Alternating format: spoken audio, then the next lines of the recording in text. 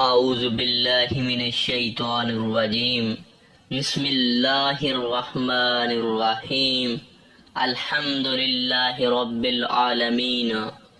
انسان اللہ تعالیٰ کی وہ مخلوق ہے جس کے اندر ازل سے اس کے خالق نے غور و فکر کی صلاحیت منتقل کی ہوئی ہے۔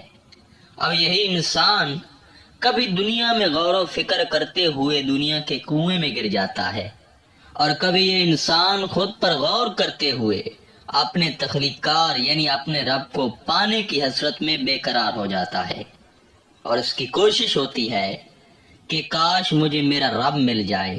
کچھ لوگ کہہ رہے ہوتے ہیں کہ رب کو پانے کے لیے وسیلہ تلاش کریں، اور کچھ حضرات ایت شاہرگ کی دلیل دیتے ہوئے کہہ رہے ہوتے ہیں کہ خدا تو تمہاری شاہرگ کے نزدیک ہے۔ سورۃ یوسف میں ارشاد باری تعالیٰ ہے، حضرت یوسف نے کہا میری یہ قمیض لے جاؤ، سو اسے میرے باپ حضرت یعقوب کے چہرے پر ڈال دینا، وہ بینا ہو جائیں گے۔ اب اس کے بعد کے واقعہ کو قرآن کریم نے ان الفاظ میں بیان فرمایا۔ پھر جب خوشخبری سنانے والا آ پہنچا، اس نے وہ قمیض یعقوب کے چہرے پہ ڈال دی تو اسی وقت ان کی بینائی لوٹ آئی۔ قرآن یہ بیان کر رہا ہے کہ حضرت یوسف کی قمیض کے وسیلہ سے حضرت یعقوب کی بینائی لوٹ آئی۔ اب اگر وسیلہ شرک، حرام یا توحید کے منافی ہوتا تو کیا ایک نبی ایسا کرتا، یا پھر قرآن ایسے بیان کرتا؟ بلکہ جو لوگ خالق کے جتنے قریب ہوتے ہیں وہ اتنے ہی خالق کی صفات کے قریب ہوتے ہیں۔ اب یہاں میں قرآن کی ایک آیت پڑھنے لگا ہوں جس کو اگر سمجھا جائے تو بہت سی کٹھن راہیں ہموار ہو جاتی ہیں، توجہ کیجیے گا۔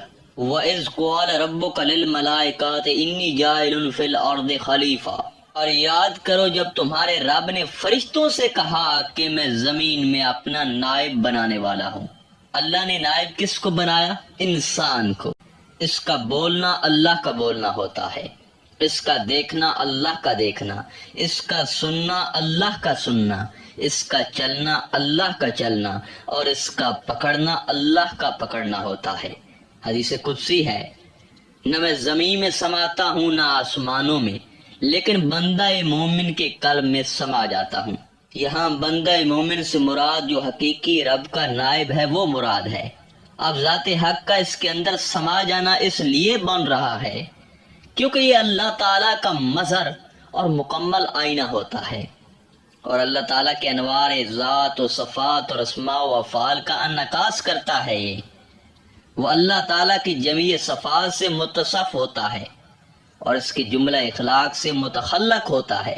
اب قرآن مجید میں اللہ تعالیٰ خلیفہ کا اعلان کرنے کے بعد سورۃ المائدہ میں ایک اہم اعلان کر رہے ہیں۔ ارشاد فرما رہے ہیں، یا ایھا الذین آمنوا اتقوا اللہ وابتغوا الیہ الوسیلہ، اے ایمان والو تقوی اختیار کرو اور اللہ کی طرف وسیلہ پکڑو۔ تقوی اختیار کرو یعنی پہلے اللہ کے سچے طالب بنو۔ اب جو طالب بنتا ہے وہ مکمل تقوی والا اور پرہیزگار ہوتا ہے۔ اب تقوی اختیار کرنے کے بعد اللہ تعالیٰ یہ ارشاد فرما رہے ہیں کہ میری طرف آنے کا یعنی مجھے حاصل کرنے کا، مجھے پانے کا وسیلہ تلاش کرو۔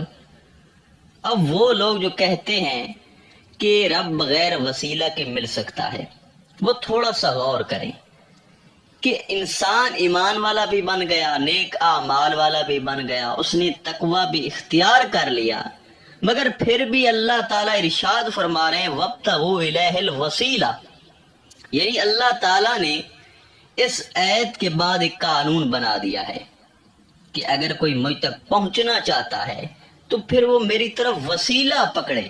کس کو وسیلہ؟ مرشد کامل کو وسیلہ، وہ مرشد کہ جو صحیح معنوں میں نائب خدا ہو۔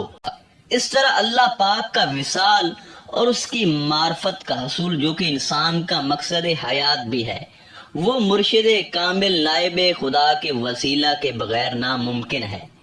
سورۃ بنی اسرائیل میں اللہ پاک ارشاد فرماتا ہے، روز قیامت ہر شخص اپنے امام یعنی پیشوا مرشد کے ساتھ پکارا جائے گا، اور جس کا کوئی مرشد نہ ہوگا وہ شیطان کے ساتھ پکارا جائے گا، کیونکہ حدیث پاک میں فرمایا گیا جس کا کوئی مرشد نہیں اس کا مرشد شیطان ہے۔ سلطان العارفین حضرت سخی سلطان باہو رضی اللہ تعالیٰ عنہ فرماتے ہیں کہ تمہیں معلوم ہونا چاہیے کہ اللہ تعالیٰ صاحب راز مرشد کامل اکمل کے سینے میں ہے، کیونکہ قدرت توحید اور دریائے وحدت الہی مومن کے دل میں سمائی ہوئی ہے۔ اس لیے جو شخص حق حاصل کرنا چاہتا ہے اور واصل باللہ ہونا چاہتا ہے، اسے چاہیے کہ سب سے پہلے وہ مرشد کامل اکمل کی طلب کرے، اس لیے کہ مرشد کامل اکمل دل کے خزانوں کا مالک ہوتا ہے۔ جو شخص اپنے دل کا محرم ہو جاتا ہے پھر وہ دیدار الہی کی نعمت سے محروم نہیں ہوتا۔ آپ امیر الکونین میں ارشاد فرماتے ہیں کہ اگر کوئی شخص تمام عمر ریاضت میں گزارے اور 30 سال تک ایک پاؤں پر کھڑا ہو کر عبادت کرتا رہے، تب بھی وہ رموز باطنی اور دیدار حق اور خدا سے ناآشنا رہتا ہے۔ یہ نعمت مرشد کامل کی رحمت کے بغیر نصیب ہو بھی نہیں سکتی، اور مرشد کامل کی ایک نگاہ کرم سال ہا سال کی عبادت سے بہتر اور بالا ہے۔ مولانا روم اگر شاہ شمس تبریز کی غلامی اختیار نہ کرتے تو انہیں ہرگز یہ مقام نہ ملتا۔ علامہ اقبال کو اگر مولانا روم سے روحانی فیض نہ ملتا تو وہ گل و بلبل کی شاعری میں ہی الجھ کر رہ جاتے۔ سوال یہ پیدا ہوتا ہے کہ امام اعظم ان سے کیا سیکھتے ہوں گے؟ کیا وہ ان سے فقہ حدیث یا اصول و بلاغت کے اسباق پڑھتے ہوں گے؟ ان علوم میں تو امام ابو حنیفہ خود پہلے یکتہ روزگار تھے۔ دراصل بہلول دنا رحمت اللہ علیہ کے مکتب میں وہ تزکیہ نفس، اسباق عشق و وصال خدا کے لیے جاتے تھے۔ اس طرح کی سینکڑوں مثالیں موجود ہیں۔ قصہ مختصر یہ کہ فقر و طریقت کی تاریخ میں آج تک کوئی بھی مرشد کی رہنمائی اور وسیلہ کے بغیر اللہ تک نہیں پہنچ سکا۔ آخر میں دعا ہے کہ اللہ تعالی ہم سب کو حق سننے اور جاننے کی توفیق عطا فرمائے۔